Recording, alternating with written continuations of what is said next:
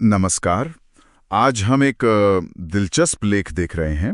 शीर्षक है 2025 में अमीर बनाने वाले 5 भारतीय स्टॉक। तो इसमें कुछ खास भारतीय कंपनियों के स्टॉक्स पर बात की गई है, जिनमें 2025 तक अच्छी बढ़त की संभावना है। हमारा इरादा है कि इन सुझावों के पीछे का जो तर्क है उसे थोड़ा समझें। हाँ बिल्कुल, हम देखेंगे कि हर स्टॉक के लिए कौन सी खास वजह या कैटलिस्ट बताए गए हैं और किस तरह के निवेशक के लिए ये सही हो सकते हैं, जैसा कि उस लेख में बताया गया है। चलिए तो शुरुआत करते हैं रिलायंस इंडस्ट्रीज RIL से। सब जानते हैं इसे।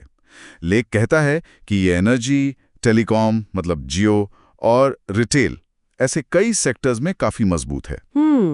और अब तो ग्रीन एनर्जी में भी एक्सपैंड करने की योजना है इनकी।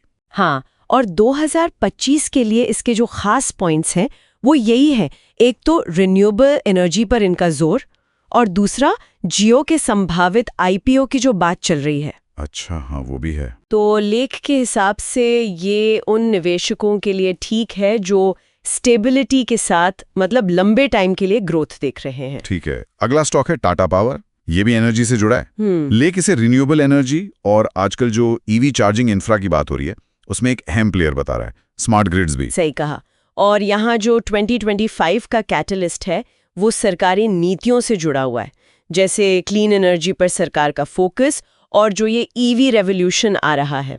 तो ये उन निवेशकों के लिए सजेस्ट किया गया है जो ESG एनवायरमेंटल, सोशल, गवर्नेंस इन चीजों पर ध्यान देते हैं और जो फ्यूचर टेक्नोलॉजी पर फोकस करना चाहते हैं। अच्छा, तो ये तो हो गया। अब थोड़ा सेक्टर बदलते हैं। ICICI बैंक, इसके बारे में कहा गया है कि डिजिटल अडॉप्शन बहुत तेज है, लोन बुक मजबूत है। हाँ, और एसेट क्वालिटी भी इम्प्रूव हो रही है, ये भी मेंशन किया है। लोन डिफॉल्ट कम हो रहे हैं। ओके। इसका 2025 का जो ट्रिगर पॉइंट है वो भारत की क्रेडिट ग्रोथ साइकिल से जुड़ा है और फाइनेंशियल इंक्लूजन। ज्यादा लोग बैंकिंग से जुड़ रहे हैं। हाँ बिल्कुल। तो ये उन निवेशकों के लिए है जो एक मजबूत फाइनेंशियल कंपनी ढूंढ रहे हैं और शायद डिविडेंड भी चाहते हो। समझ गया। इसके बाद है भारत इलेक्ट्रॉनिक्स BEL। ये थोड़ा अलग है। इसे मेक इन इंडिया और डिफेंस सेक्टर में जो स्वदेशीकरण हो रहा है उसका फायदा मिलेगा, ऐसा कहा गया है। जी, इसके लिए 2005 के जो मुख्य फैक्टर्स हैं वो है बढ़ता हुआ डिफेंस बजट और एक्सपोर्ट के मौके। अच्छा, एक्सपोर्ट भी। हाँ, ये मिड कैप स्पेस में आता है और लेख के मुताबिक ये उन इन्वेस्टर्स के लिए हो सकता है जो सरकारी पॉलिसी से चलने वाली ग्रोथ की तलाश में है। ठीक है। और लिस्ट में जो आखिरी नाम है वो है ज़ोमैटो। आजकल काफी चर्चा में भी रहता है ये। हाँ, लेख बताता है कि यह प्रॉफिटेबल हो गया है और क्विक कॉमर्स ब्लिंकिट के जरिए तेजी से बढ़ रहा है, यूजर बेस भी बढ़ रहा है। बिल्कुल। यहाँ जो 2025 का कैटलिस्ट है वो इसकी स्केलेबिलिटी को बताया गया है। ये अपना बिजनेस कितनी आसानी से और कितना बड़ा कर सकते हैं बिना लागत बहुत ज्यादा बढ़ाए। तो ये डिजिटल इकोनॉमी वाला प्ले है। इसलिए लेख इसे उन लोगों के लिए सही मानता है जो थोड़ा ज्यादा रिस्क लेकर ज्यादा रिवॉर्ड की उम्मीद रखते हैं। हाई रिस्क हाई रिवॉर्ड वाला। हाँ, कुछ वैसा ही। तो ये तो हो गए वो 5 स्टॉक्स। इसके अलावा क्या लेख में कुछ जनरल सलाह भी दी गई है इन्वेस्टर्स के लिए? हाँ, कुछ बेसिक चीजें हैं। एक तो डाइवर्सिफिकेशन की बात है, अपना पैसा अलग अलग सेक्टर्स में लगाएं ताकि रिस्क कम हो। वो तो जरूरी है ही। हाँ, दूसरा कंपनियों के क्वार्टरली रिजल्ट्स और जो बड़ी घोषणाएं होती हैं उन पर नजर रखें।